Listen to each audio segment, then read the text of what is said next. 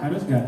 Enggak, kita kalau dari tim kami, tim affiliate kami nggak pernah bilang mewajibkan iklan itu enggak. Gitu. Kenapa? Karena kalau teman-teman belum ngerti gimana cara pakai iklan, belum ngerti gimana akunnya sendiri, kalau pakai iklan jatuhnya judi teman-teman. Ya, jatuhnya kita nggak tahu ini mau diapain.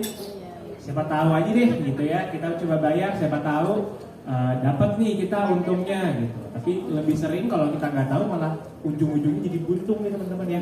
Jadi aku nggak pernah bilang, nggak pernah menyarankan untuk pakai ads atau iklan. Kalau pakai iklan pasti dapat traffic nggak? Nggak pasti. Sebenarnya pasti teman-teman. Views pasti naik. Ya. Logika sederhana aja, kita bayar iklan tuh views pasti naik. Tapi pertanyaannya viewsnya akan bermanfaat atau enggak? Ya kan? Apakah viewsnya bakal jadi ada penjualan atau enggak?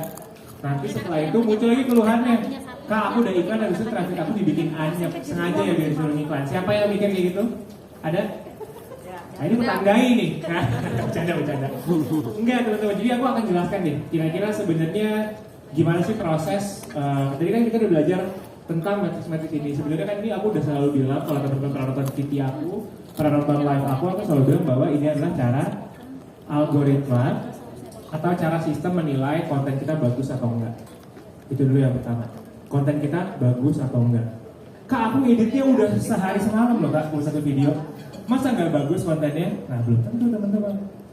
Definisi bagus apa sih? Coba menurut teman-teman. Tertarik. Hook, pencahayaan, apa kak? Product winning, unik. Nah sebenarnya video yang bagus itu atau live yang bagus itu ya, yang nilai hilang dia, yang nilai tadi itu bagus gitu. Apa aja tadi? Yang pertama dari orang ngintip di FYP sampai masuk ke live, namanya apa? Angka pertama yang kita nilai, ada yang ingat? Depannya huruf E. Ya, IRR enter room rate. Jadi kalau teman-teman live yang nonton 2 harus sedih nggak? Enggak teman-teman, karena nonton belum tentu 2. Coba teman-teman buka FYP deh. Buka FYP, buka TikTok, teman-teman scroll. Kalau teman-teman nemu orang jualan, itu teman-teman nonton nggak hitungannya? Nonton, tapi gak kehitung masuk teman-teman. Gak kehitung tuh di pojok kiri atas teman-teman semua. Dari teman-teman bisa bikin mereka dari lewat di FYP dan masuk, itu dihitung tadi IRR. Kalau banyak, angkanya bagus, trafiknya pasti bagus. Itu yang pertama. Tadi ada apa lagi setelah IRR, ada ingat? Setelah orang masuk ke live stream, angka yang kedua yang kita nilai adalah apa? CTR, jumlah orang yang klik produknya, klik keranjangnya. Makanya tadi kalau teman-teman lagi lihat orang live stream, produknya lagi jelasin produknya nggak disematin, mau nggak ngubek-ngubek etalasenya? Cari etalase nomor 37 misalnya. Nah, males. Jujur aku sih jempolku juga kadang salah pencet ya teman-teman, jadi malas. Tapi kalau disematin, apa perbedaannya kalau teman-teman sematin produknya sama nggak disematin? Kalau disematin, kelihatan. Muncul ya dia teman-teman ya. Tinggal diklik langsung masuk ke keranjang. Bagus ya kontennya jadinya ya. Oh dicek nih, checklist kedua bagus juga nilainya. Terus kalau bisa cek, ada yang check out atau seenggaknya masukin ke keranjang belanja. Teman-teman pernah ini nggak kalau misalnya ngerasain nggak lagi live ada yang check out 1, trafiknya naik? Ada yang pernah ngerasain kayak gitu?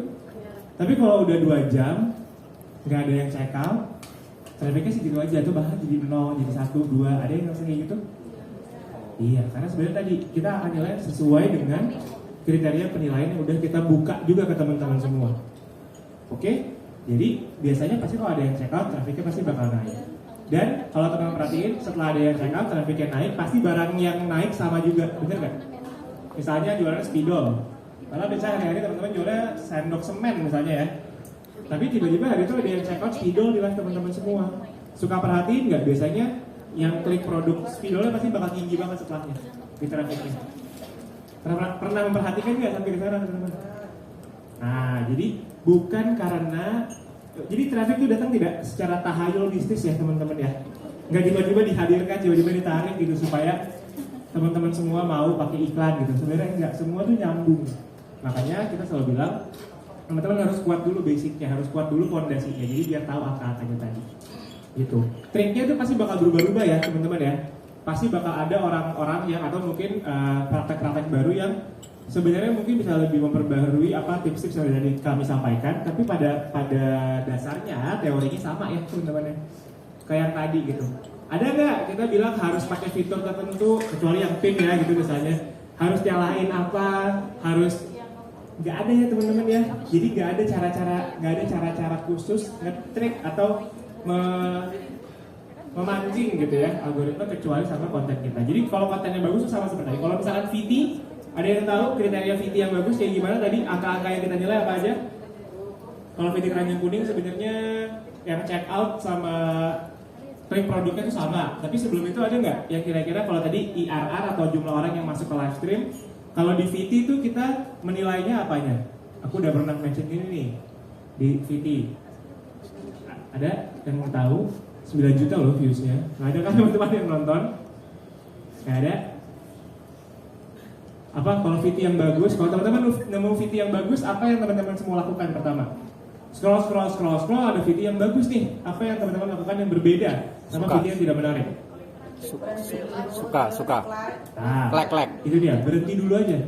Berhenti dulu. Ya. Kalau orang nggak tertarik kan dia bakal lewatin, gitu kan. Tapi kalau wah bagus nih kontennya, sinyal pertamanya apa? Berhenti dulu. Makanya teman-teman cek durasi penayangan VT teman-teman semua berapa. Ya, kalau di bawah 3 detik ya masalah gitu ya. Masalah.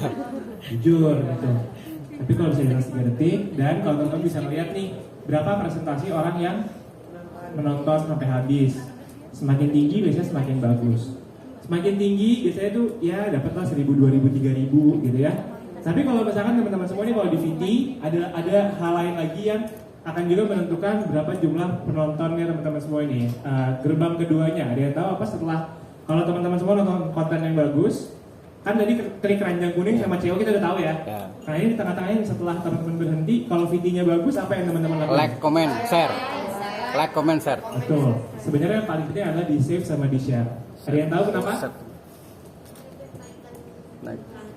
Iya, tapi kenapa save sama share itu kita nilai bagus dibandingin misalnya like atau komen? Ada yang tahu kenapa save dan share lebih penting? Semakin meningkatkan. Iya, kenapa? Kenapa Kak? Oke, kalau teman-teman akan save atau nge-share konten kalau kontennya kenapa sih? Bagus, menarik. Bermanfaat tuh ada. Bermanfaat tuh apa aja? Kayak mana sih bermanfaat itu maksudnya? Diperlukan. Dibutuhkan. Kita mau nonton lagi kali nanti, gitu ya. Atau kalau di-share karena apa? Karena yes, cocok mewakilkan ya. Gue mau share ke suami gue biar nonton. Nah, jadi ya. Gue share ke istri gue biar budget hobi gue naik gitu ya. Jadi ada hal yang bisa dibawa pulang sama orang tersebut dari VT kita. Atau misalnya, wah bagus nih VT-nya mau aku ATM selanjutnya. Itu juga bisa ya teman-teman ya. Jadi yang pertama durasi penayangan, cek dulu makanya VT-VT-nya. Durasi penayangannya, save sama share-nya lebih sedikit atau lebih banyak daripada konten-konten yang teman-teman naik sebelumnya. Baru setelahnya itu kalau keranjang kuning ya mau nggak mau kita harus lihat klik produknya, check out-nya, sama sebenarnya rata-rata nilai rata-rata transaksinya jadi penting tuh. Oh gini, tau nggak kenapa nilai rata-rata transaksi jadi penting teman-teman? Tadi kan ada AOV tuh. Kenapa rata-rata nilai transaksinya itu jadi penting? Ada yang mau jawab mungkin? Kenapa harus dilihat sih Kak nilai rata-rata transaksi nilainya berapa? Kan check out mah check out aja gitu kan, sales mah sales aja gitu ya. GMV mah GMV. Tapi ada yang tahu kenapa? Supaya apa Kak? Supaya beli produk, nah itu bagus. Jadi di sini kalau ada yang pernah mungkin pendatang 200 transaksi tapi komisinya cuma 200 perak, ada teman-teman? Ada. Susah nggak sih jualan barang yang 100.000 setelahnya misalkan dapat komisi 20.000, komisi 2.000, akan lebih susah nggak? Berarti kan teman-teman harus cari barang-barang yang nilainya sama ya, di bawahnya itu atau mungkin gitu. Nah jadi kenapa kita harus juga peduli sama rata-rata transaksi kita supaya kita tahu barang apa sih selanjutnya yang bisa kita jual teman-teman. Logikanya kalau orang-orang yang pernah beli sesuatu di kita dengan harga 2.000 perak, kalau kita jualin 2 juta bisa beli nggak kira-kira teman-teman? Nggak bisa kan? Jadi kita harus naikin pelan-pelan. Itu semua ada cara-caranya. Nah, oke, jadi udah mengerti ya apa yang sebenarnya kita lihat gitu, apa yang sebenarnya kita perhatikan dari VT-VT kita. Nah, itu tuh angkanya nggak ada standarnya teman-teman. Nggak ada misalkan, oh harus 10 detik, oh harus sekian persen, nggak ada. Itu tergantung gimana akun teman-teman semua aja. Bisa teman-teman cek VT yang mungkin trafficnya bagus, salesnya bagus, teman-teman perhatiin angka-angkanya dan teman-teman lihat apa yang bikin kira-kira nih menurut teman-teman semua apa yang bikin angka-angkanya jadi demikian. Oke? Nah, di sini ada yang bikin VT-nya masih goyang-goyang produk? Gak apa-apa kalau ada. Ada? Ada yang pernah VT-nya goyang-goyang produk? Pernah? Ada yang pernah merasakan begitu ganti bentukan VT-nya trafficnya langsung turun? Produknya sama atau beda? Sama, oke. Jadi aku akan mencoba menjelaskan sumber traffic itu dari mana. Tapi kita ada muter dikit ya teman-teman ya, kita ada muter dikit nih.